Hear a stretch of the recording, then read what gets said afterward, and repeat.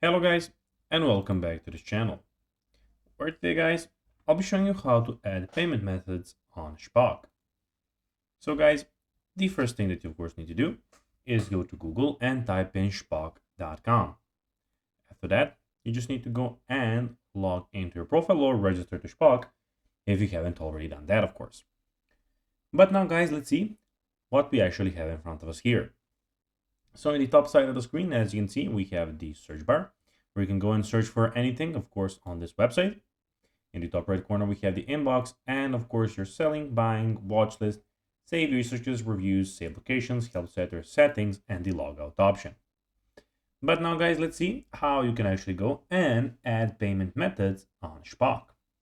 So it is pretty simple, and you just need to go and follow these few steps to know how to do it in just no time.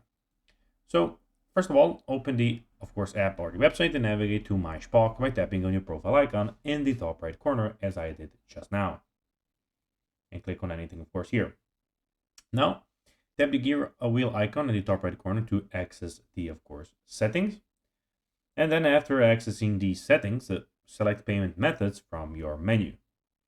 So then when you click that, enter your payment card details, card number, expiry date, and CVC when prompted. You can choose to save this card for future purchases. Remember, Shpock no longer supports PayPal integration. So guys, that'll be everything for this video. I hope that you found this video informative and entertaining, guys. If you did, don't forget to like this video, share it, subscribe to the channel, and put the notifications on, as guys, this really helps us grow our channel. So if you have a few seconds, it will be pretty cool if you could do this for us. So guys, that will be everything for this video. I hope you enjoyed it. And guys, as always, I'll be seeing you in the next video. Bye guys.